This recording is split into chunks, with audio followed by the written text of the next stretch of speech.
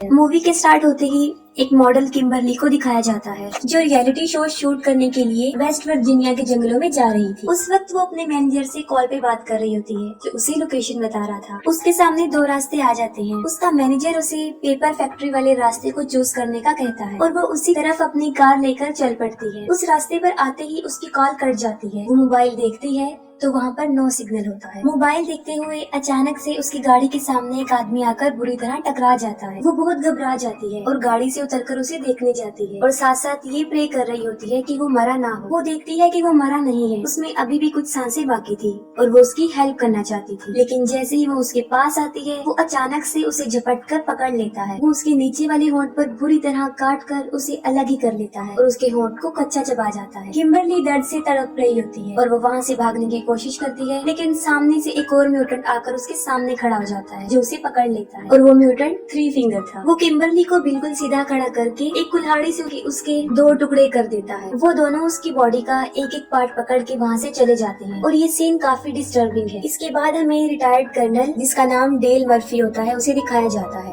और वो ही West Virginia के जंगलों में रियलिटी शो का होस्ट कर रहा है। उनके शो का नाम अपोकलिप्स होता है। इस शो में टोटल 6 पार्टिसिपेंट जिनमें किम्बरली जो वहाँ पर पहुँच नहीं सकी क्योंकि वो रास्ते में ही म्यूटेंट्स का शिकार बन चुकी थी। शो को माइकल नाम का एक लड़का डील कर रहा था और वही शो का डायरेक्टर था। वो सब शूटिंग के लिए रेडी हो जाते हैं लेकिन किम्बरली वहाँ पर मौजूद नहीं थी। इस पर माइकल डिसाइड करता है कि वो उसके बगैर ही अपने शूट को स्टार्ट करेंगे और वो शो की सेकंड प्रोड्यूसर मारा को कहता है कि 6 कंटेस्टेंट बन जाए और वो इस बात के लिए एग्री हो जाती है। वो पूरे जंगल में कैमरास फिट कर देते हैं ताकि सारे पार्टिसिपेंट्स पर नजर रख सके और साथ साथ वो पार्टिसिपेंट के ऊपर भी एक कैमरा लगा देते हैं। फिर वो शूटिंग स्टार्ट कर देते हैं। डेल उन लोगों को एक अजीबोगरीब टास्क दे देता है कि उन्हें जाकर जंगल में खाना ढूंढना है। उन 6 के 6 पार्टिसिपेंट्स को वो एक एक टीम में डिवाइड करते हैं। उन्हें सारे रूल्स बता दिए जाते हैं और इसके बाद उनका शो स्टार्ट हो जाता है। आरवी में उन लोगों ने जो कैमरा लगाया था उसके फुटेज में हम नील को देखते हैं जो उस वक्त टॉयलेट कर रहा होता है। तभी थ्री फिंगर पीछे से आकर उसे पकड़ लेता है और उसका गला काट के उसे मार देता है। इसके बाद हम देखते हैं डेल को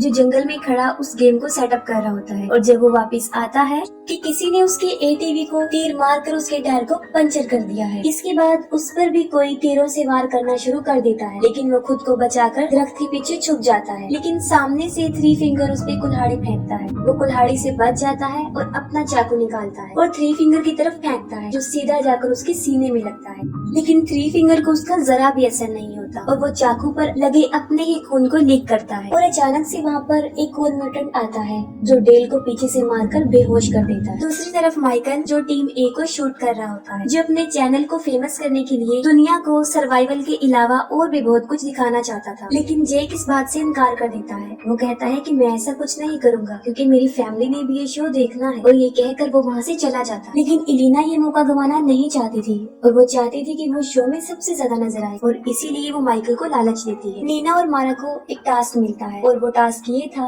कि उन्हें रिवर के पास जाकर अपना वो टास्क कंप्लीट करना था। वो तेजी से भागकर रिवर के पास आ जाती है और मारा उस टास्क को पूरा करने के लिए आगे बढ़ती है और देखते ही देखते वो टास्क को कंप्लीट कर लेती है। लेकिन साथ में वो माइकल और इलीना को भी देख लेती है जिससे वो काफी डिसहार्ट होती है क्योंकि ये सब कुछ वो माइकल के लिए ही कर रही होती है। वो काफी दुखी हो जाती है जिस पर नीना उसे बहुत समझाती है। एम्बर और जॉन्सी को जंगल में एक बारबेक्यू नजर आता है और वो समझते हैं कि शायद यही उनका टास्क है और वो कपड़े की मदद से उसे वहाँ से उठाकर ले जाते हैं। मारा उस जगह को छोड़ना चाहती थी और वो चलते चलते एक घर के सामने आ जाती है। वो घर के अंदर घुस जाती है ताकि वहाँ से वो फोन ढूंढ सके। उस घर में उन्हें डी फार्म लोगों की पिक्चर भी नजर आती है जिसमें टोटल 4 लोग होते हैं। 4 लोग पापा, माँ, ब्रदर और सिस्टर जो कि बहुत खतरनाक म्यूटेंट्स थे। अभी वो पिक्चर्स देख ही रही होती है कि वहाँ पर कोई चिल्लाते हुए अंदर आ जाता है और वो दोनों छुपकर देखने लगती है और वहाँ पर माँ और सिस्टर होते हैं। माँ को डिलीवरी पेन हो रहा था। सिस्टर उसे टेबल पर लिटा देती है और वहीं पर वो एक बच्चे को पैदा कर। वो बच्चा बहुत ही ज्यादा खौफनाक था। नीना और मारा उस बच्चे को देख रही होती है। तभी सिस्टर की नजर उन पर पड़ जाती है। वो उन पर झपटने लगती है। तभी वो दोनों दरवाजा बंद कर देती है और एक बेड के सहारे से उस दरवाजे को मजबूती से बंद कर देती है। लेकिन बाहर से सिस्टर उस दरवाजे को तोड़ रही होती है और सारी विंडोज भी मजबूती से बंद होती है। वो काफी घबरा जाती है क्योंकि बचने का उनके पास कोई रास्ता नहीं होता। उन्हें कुछ समझ नहीं आ रहा होता कि अब क्या करें। तब मजबूरन उन्हें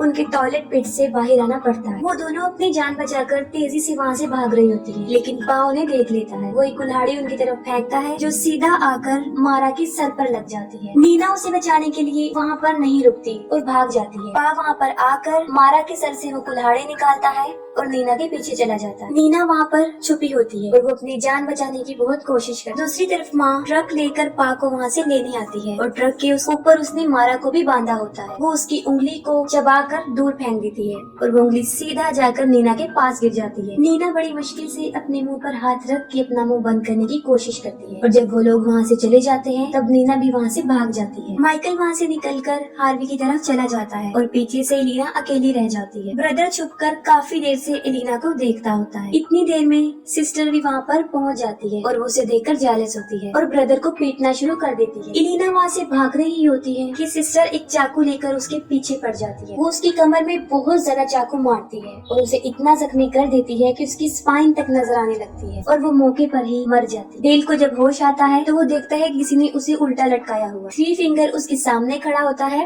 जो नील को काटकर डिनर की तैयारी कर रहा होता है। तभी पा और माँ वहाँ पर ट्रक लेकर पहुँच जाती है और वो मारा की डेड बॉडी को वहाँ पर रखकर चले जाते। थ्री फिंगर डेल को मारने ही वाला होता है, जिस पर डेल उसे जख्मी करके खुद को आजाद कर लेता है। डेल एक बहादुर सोल्जर होता है और वो बड़ी हिम्मत से थ्री फिंगर का मुकाबला करता है और लास्ट में वो थ्री फिंगर से गन छीनकर उसे ही गोली से उड़ा देता है। फिर माइकल हार्वी में आता है और वो सारे कैमरास को चेक कर रहा होता है तो अचानक से हार्वी खुद ब खुद चल पड़ती है। माइकल सोचता है कि शायद नील उसे चला रहा है, लेकिन उसे पा और माँ चला रहे होते हैं और वो माइकल को पकड़ लेते हैं और पा उसे मार मार के जख्मी कर देता है। दूसरी तरफ जेक, एम्बर और जोन्सी जो बड़े मजे से बारबेक्यू एंजॉय कर रहे होते हैं। नीना बहुत घबराई होती है और हाँफते हुए वो लोगों के पास पहुँच जाती है। वो सब कुछ उन लोगों को बता देती है और कहती है कि हमें यहाँ पर अब एक मिनट भी नहीं रुकना चाहिए, हमें यहाँ से चले जाना चाहिए। जोन्सी समझता है कि शायद ये भी शो में एक्टिंग का एक पार्ट है और वो एक्टिंग ही कर रही है। तब अचानक एम्बर की नजर उस बारबेक्यू पर पड़ती है जो वो खा रहे होते हैं। वो देखते हैं कि उसके ऊपर किम्बरली का टैटू बना हुआ है और वो समझ जाते हैं कि वो किम्बरली की टांग खा रहे होते हैं। ये देखकर वो वहाँ पर बिल्कुल भी नहीं स्टे करते और वहाँ से भाग जाते हैं। वो आरवी की तरफ आते हैं लेकिन वहाँ पर उन्हें कुछ भी नजर नहीं आता। तब वो डिसाइड करते हैं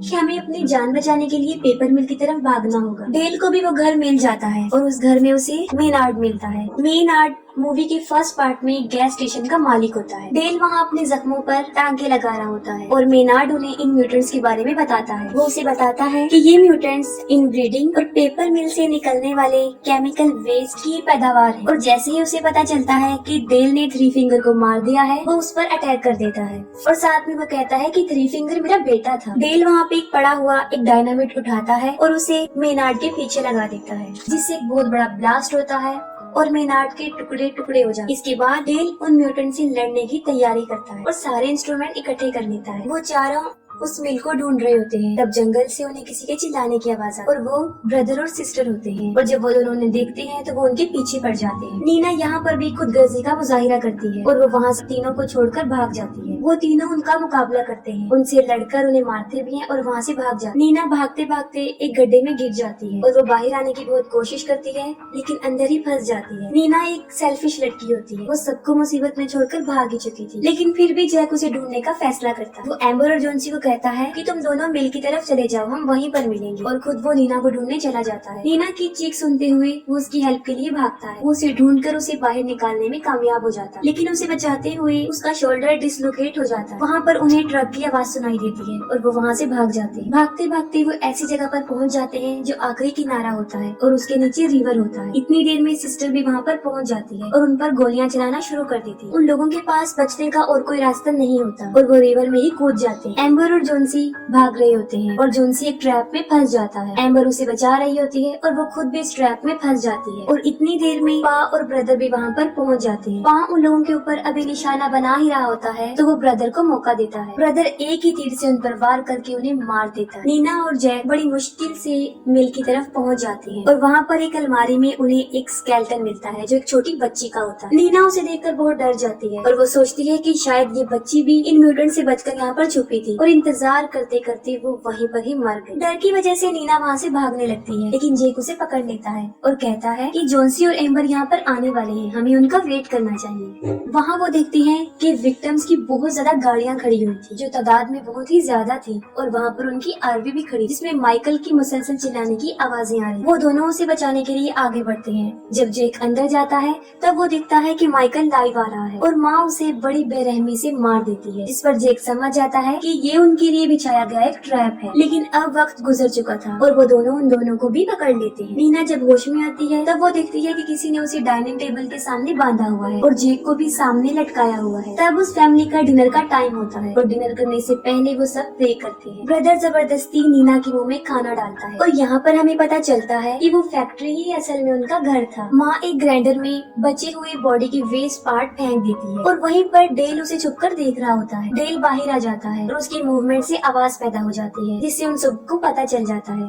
आवाज सुनते ही वो उसे ढूंढना शुरू कर देते हैं। डेल ब्रदर और सिस्टर को अपने ट्रैप में फंसाता है और उन दोनों को भी डायनामिट से उड़ा देता है। अंदर नीना खुद को आजाद करने की कोशिश करती है और इतनी देर में डेल वहाँ पर पहुँच जाता है और वो उसे आजाद कर देता है। उसके बाद वो जेक को भी खोल देता है। तभी पा और माँ भी वहाँ पर आ जाते हैं और अपने बच्चों को टुकड़े टुकड़े हुआ देखकर वो दोनों पागल हो जाते हैं। पा डेल के ऊपर कई बार तीर से वार करता है, लेकिन वो एक स्ट्रॉन्ग इंसान था। माँ उसकी तरफ एक तेज धार वाला हथियार फेंकती है जो उसकी गर्दन से निपट जाता है और वो उसकी पूरी गर्दन काट देता है। उसे बहुत ज्यादा ब्लीडिंग होती है और मौके पर ही उसकी भी मौत हो जाती है। नीना बड़ी मुश्किल से उस मिल से बाहर आ जाती है, लेकिन गलती से जेक उस ग्राइंडर वाले रूम में चला जाता है। माँ और पा भी वहाँ पर पहुँच जाते हैं और जबरदस्ती उसे ग्राइंडर में फेंकने की कोशिश करती है। नीना को जेक की चीखें सुनाई देती हैं और अब वो उसकी हेल्प के लिए जाती है। वो पा की गर्दन पर बाइट करके उसका मांस उखाड़ देती है और जेक मारते हुए पा को ग्राइंडर में धकेलने की कोशिश करता है, जिससे उसका एक हाथ कट जाता है। एन वक्त पर माँ उसे ग्राइंडर से बाहर निकाल देती है। इतनी ही देर में नीना एक लीवर खींच देती है, जिससे लकड़ी का लोग वहाँ से मूव करता हुआ उन लोगों से टकरा जाता है और सीधा उन्हें ग्राइंडर में फेंक देता है, जिससे उनका कीमा कीमा बन जाता है। नीना और जेक एक कार में बैठकर वहाँ से चले जाते हैं। फिर लास्ट सीन में हमें दिखाया जाता है कि थ्री फिंगर अभी मरा नहीं होता, वो अभी जिंदा होता है, जो कि डी फार्म बच्चे को फीड कर रहा होता है और वो भी मारा की फिंगर से। और इसके साथ ये मूवी एंड हो जाती है।